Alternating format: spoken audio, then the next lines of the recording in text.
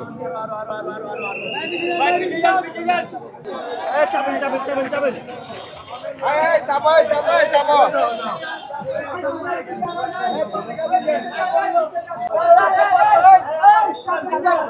এখানে আসলে বিভিন্ন ভলেন্টিয়াররা কাজ করছেন, যেহেতু প্রচুর মানুষের সমাগম হয়ে গেছে এখানে, সবাই আসলে উৎসুক জনতা ভেতরে ঢুকে দেখতে যাচ্ছে আসলে জায়গাটার পরিস্থিতি। তবে ভেতরে ঢুকলে যারা এখানে উদ্ধার কাজ করছেন, বিশেষ করে ফায়ার সার্ভিসের লোকজন যারা কাজ করছেন, ওনাদেরকে সাপোর্ট দেওয়ার জন্যই আসলে এই ভলেন্টিয়ার হিসেবে আসছেন, ওনারা কাজ করতেছেন। উৎসুক মানুষ আসলে প্রচুর ভিড় জমেছে দেখতে পাচ্ছেন। ঠিক সেই যে দোকানটা ছিল যেখানে এই যে আপনারা আসতেন এবং মাংস সংগ্রহ করতেন, সেটা যদি দেখেন ওই যে শেডের সে অবস্থা, সেই ভেঙে যাওয়ার পরে সেই শেডটাকে এখন ফায়ার সার্ভিসের লোকজন এটাকে তুলে ফেলছে। কি পরিমাণ মানুষ আসলে ভিড় করছে যদি আপনাদেরকে একটু দেখেন একেবারে সেই 3 রাস্তার মোড় থেকে, মানে নয়ন ভাইয়ের মাংসের দোকান থেকে শুরু করে পুরোটাই কিন্তু একেবারে মানুষ আর মানুষ। আশেপাশে যত মানুষজন ছিল। ওয়ালাইকুম সালাম, ভালো আছো? ওয়ালাইকুম আসসালাম। একটু জানার চেষ্টা করবো যে আসলে আনুমানিক ঠিক কতজন মানুষ আহত হয়েছে।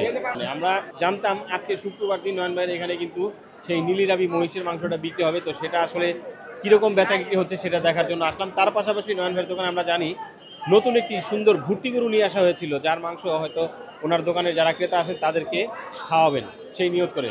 তো আসার পরে আজকে যেটা দেখতে পাচ্ছি সেটা হলো যে আজকের যে ভূমিকম্প হলো, সেই ভূমিকম্পে মোটামুটি বেশ অনেকটাই ক্ষয়ক্ষতি হয়েছে। একটি বাড়ির দেয়াল ভেঙে সেই দোকানের সামনে পড়ে এবং দোকানের উপরে যে শেডটা ছিল সেই শেডটা কিন্তু ভেঙে গেছে, আমরা দেখতে পেয়েছি।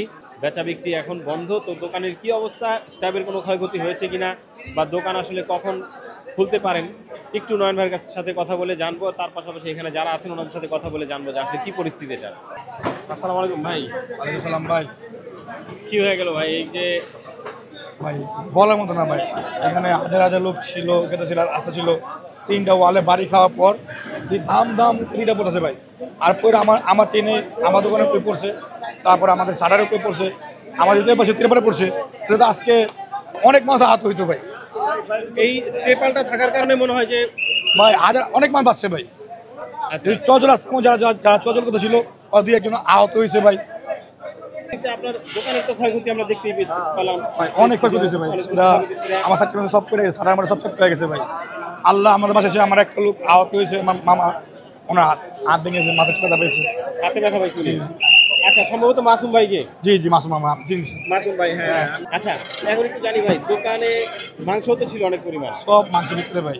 এখন তো হইল না, কি অবস্থা ভাই? কবে নাগাদ খুলতে পারেন মনে করতেছেন দোকান? দেখি আমি কি পরিস্থিতি হয় ভাই। চোখের সামনে একটা জিনিস ধ্বংস হয়ে যায় ভাই, দেখি কত কষ্ট হয় বুঝতে পারবেন আপনার ভাই। জানেন মনে এখানে 50টা বাস, এই বাসের যে না থাকতো তো কী অবস্থা আমাদের। এই বাসে ভেঙে পড়ে গেল। আর বাস তো কম শক্তি বাস না ভাই, এটি সব বিয়াবাড়ি বাস, তেলপাল বান্ধা। তো আল্লাহ পাক আমাকে খাস নিয়ে দেবো না, এটা বাঁচিয়ে ছিল না। আসলে তাই, এটা একেবারেই আল্লাহ পাকের রহমত ছিল বলেই হয়েছে, তা না হলে মানে অনেক বড় ধরনের ক্ষয়ক্ষতি হয়ে যেতে পারতো আসলে। আর এখানে তো অনেক মানুষ ছিল আপনার, যারা মহিষের মাংস নিতে আসছে, গরুর মাংস নিতে আসছে। সকালবেলা তো অনেক ভিড় থাকে আপনার এখানে।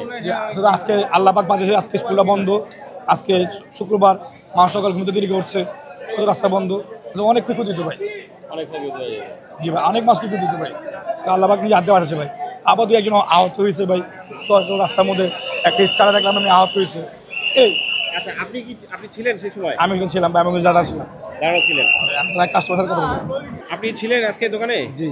হ্যাঁ জি, আমরা সবাই ওরে বেচাকেনি ব্যস্ত ছিলাম। ওই সময় একজন এদিকে শিক্ষা দিচ্ছে যে তোরা তো ওদিকে শর্ট উপরে ফলো করতেছি, দেখতেছি যে ভেঙে পড়তে আছে। এই শিক্ষার দিয়ে আমি দৌড় দিয়ে সরে গেছি, মাসুম বাড়ি হাত ধরে টান দিয়েছিলাম, পরে ওনার টান দিয়ে বাইর করতে পারিনি।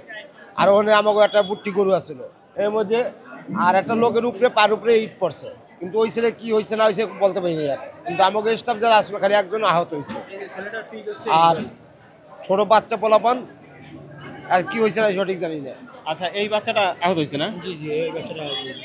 আচ্ছা, একটু যদি আমার মোবাইলটা একটু আমরা এদিকে ঘুরাই। এই যে এখানে যে ছেলেটা আহত হয়েছে, এই যে ভাই ভাই এই ছবি কোথায় পেলেন? এই ছবি ওখানে একজনের কাছে আমি ফার্স্টে ওইখানে ছিলাম, তো একজন ছবি তুলছে ওখান থেকে আর কি, ওটা আমার নিয়ে আর কি।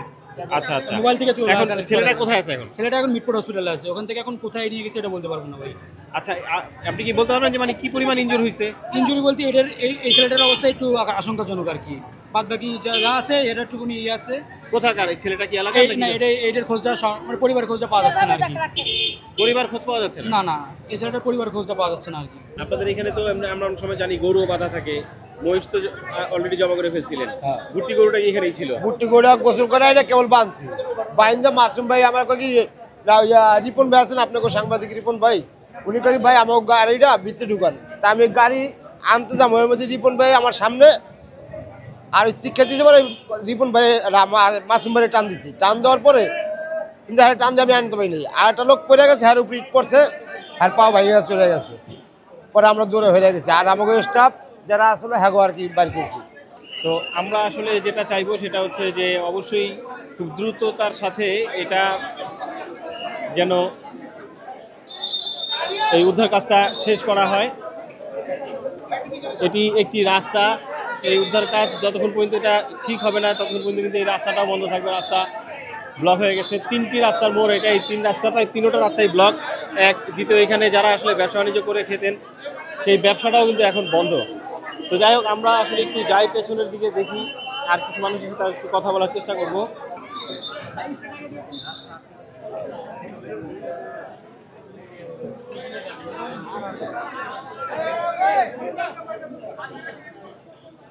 অসংখ্য মানুষ ভিড় জমিয়েছে এবং আমরা একটু জানার চেষ্টা করবো যে আসলে হতাহত সংখ্যা অথবা কি পরিমাণ মানুষ এখানে মারা গেছেন এবং হসপিটালে কেমন ভর্তি আছেন, কোন হাসপাতালে আছে।